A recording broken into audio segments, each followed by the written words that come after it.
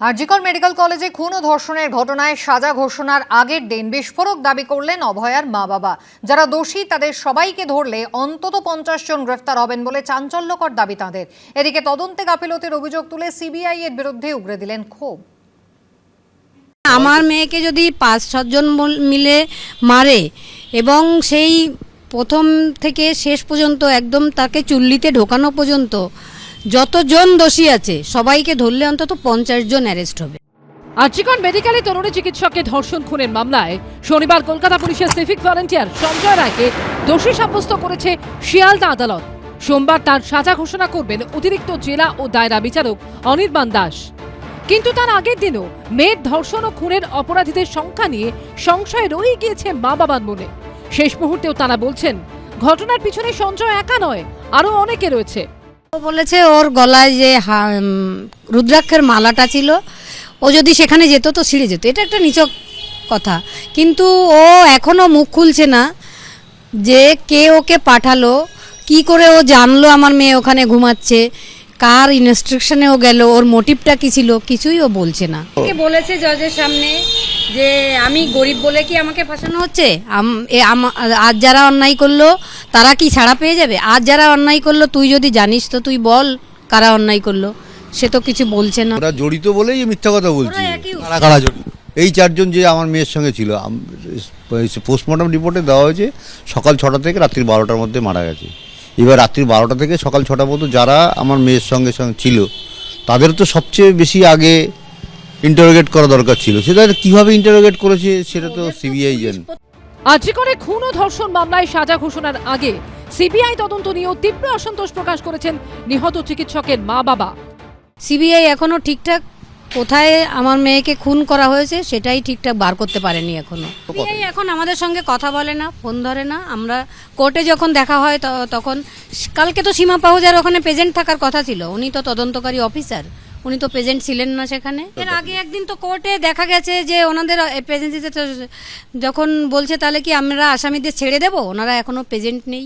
প্রথম যখন সন্দীপ ঘোষ টালা থানা ওসিকে প্রথম দিন যেদিন হেফাজতে নেওয়ার সময় ম্যাজিস্ট্রেট কোর্টে পেশ করা হয়েছিল, 45 মিনিট পরে লয়ার এবং আইও গিয়ে উপস্থিত হয়েছে। বড় সত্যকে চাপা দেওয়ার জন্য অবশ্যই বড় প্রভাবশালী হয়তো আছে। মেয়ের পোস্টমর্টম রিপোর্ট নিয়েও এখনো একাধিক প্রশ্ন রয়ে গেছে মা বাবার মনে। পোস্টমর্টম রিপোর্টটা যে সমস্ত রিপোর্টগুলো লেখা হয়েছে সেগুলো যে অপূর্ব বিশ্বাস যিনি সব লিখেছেন, তিনি এমনভাবে লিখেছেন না এদিকে না ওদিকে। উনি একটা চেস্ট মেডিসিন ফরেন্সিক মেডিসিনের একজন বিশাল বড় পোস্টমর্টমের ডাক্তার, কিন্তু উনি এরকম রিপোর্ট কি করে করলেন? ওনাকেও তো হেফাজতে নেওয়া উচিত সিবিআই। সোমবার সাজা ঘোষণা করবে আদালত। তার আগে মেয়ের ধর্ষণ খুনের ঘটনায় দোষীর সর্বোচ্চ শাস্তি দাবি করেছে নিহত চিকিৎসকের মা বাবা। সমীরণ পালের রিপোর্ট, এবিপি আনন্দ। যাবজ্জীবন কারাদণ্ড নাকি ফাঁসি, কি শাস্তি হবে আরজিকর কাণ্ডে দোষী সাব্যস্ত সঞ্জয় রায়ের? আজ সাজা ঘোষণা করবে শিয়ালদা কোর্ট। দুপুর 1টায় আদালতের সামনে জুনিয়র ডাক্তারদের একাংশের পাশাপাশি জমায়েত করবে অভয়া মঞ্চ ও জয়েন্ট প্ল্যাটফর্ম অফ ডক্টরস। দাবি একা সঞ্জয় রায় নয়, সমস্ত অপরাধীকে শাস্তি দিতে হবে। শনিবার সকাল থেকেই সবার নজর ছিল শিয়ালদা আদালতের দিকে। আদালত চত্বরে যেমন ভিড় ছিল মানুষের, তেমনি লক্ষ্য জোড়া চোখ আটকে ছিল মোবাইল ফোন বা টিভিতে। শেষ পর্যন্ত আরজিকর কাণ্ডে দোষী সাব্যস্ত সঞ্জয় রায়। সাজা ঘোষণা সোমবার, এবার সবার নজর সেই দিকে। 162 দিনের মাথায় শিয়ালদা আদালতের অতিরিক্ত জেলা ও দায়রা বিচারক অনির্বাণ দাস অভিযুক্তকে দোষী সাব্যস্ত করলেও বহু প্রশ্নের উত্তর এখনো অধরা। একা সঞ্জয় নাকি সঙ্গে আরো কেউ? প্রমাণ লোপাট করে মূল অপরাধীকে আড়াল করার চেষ্টা হচ্ছে কি? এইসব প্রশ্নকে হাতিয়ার করে জুনিয়র ডাক্তারদের একাংশের পাশাপাশি ফের আন্দোলনের পথে অভয়া মঞ্চ ও জয়েন্ট প্ল্যাটফর্ম অফ ডক্টরস। সমস্ত অপরাধীকে শাস্তি দিতে হবে, এই দাবিতে সোমবার দুপুর 1টায় শিয়ালদা আদালতের সামনে জমায়েতের ডাক দিয়েছে দুই সংগঠন।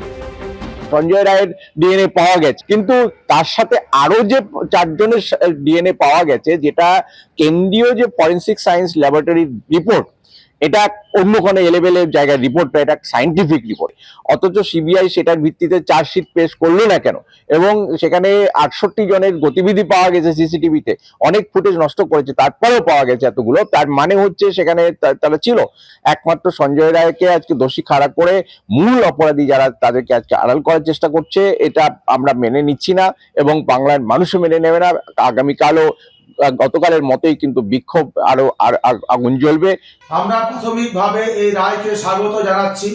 একই সঙ্গে এই ঘটনার সঙ্গে প্রত্যক্ষ এবং পরোক্ষভাবে অনেকের জড়িত থাকার কথা বারবার এসেছে। আমরা তদন্তকারী সংস্থা এবং সংশ্লিষ্ট সবাইকার কাছে এই আবেদন রাখছি যে আর যারা যারা জড়িত এবং এই সমস্ত বিষয়টিকে আপনারা অবিলম্বে তদন্তের আওতায় নিয়ে এসে দ্রুত বিচার প্রক্রিয়া সম্পন্ন করুন। সোমবার আদালতের সামনে জমায়েত করবে জুনিয়র ডাক্তারদের একাংশ। এই যে সিবিআই প্রাইমারি চার্জশিটে যে এভিডেন্স টেম্পার বা ইনভেস্টিগেশন হাসাপের কথা বলেছে, তাহলে সন্দীপ ঘোষ আর টালা থানার ওসি ইনভেস্টিগেশন হাসাপ করলো শুধু সঞ্জয় রায়কে বাঁচানোর জন্য, কিন্তু সিভিক ভলেন্টিয়ারকে বাঁচানোর জন্য? তাহলে একাধিক ব্যক্তি জড়িত। সবাই জুনিয়র ডাক্তাররা কাঁধে কাঁধ মিলিয়ে থাকবে, বিক্ষোভের রাস্তায় আন্দোলনের পথে থাকবে।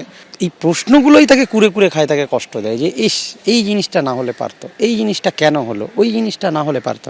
তো এই প্রশ্নগুলোর উত্তরের জন্য আমার মনে হয় এই ইনভেস্টিগেশনটা কমপ্লিট করে একটা পূর্ণাঙ্গ, তবে আমাদের আশা আছে যে শিয়ালদা কোর্টের পর হাইকোর্ট, সুপ্রিম কোর্ট, এখনও হায়ার কোর্ট আছে, যেগুলোতে গিয়ে এই ব্যাপারগুলো আমার মনে হয় খোলাসা হতে পারে। একদম আমরা থাকবো, রাস্তায় আমরা আছি। শনিবার রায় ঘোষণার পরই শিয়ালদা আদালত চত্বরে মিছিল করে West Bengal junior doctors front সহ চিকিৎসক সংগঠনগুলি।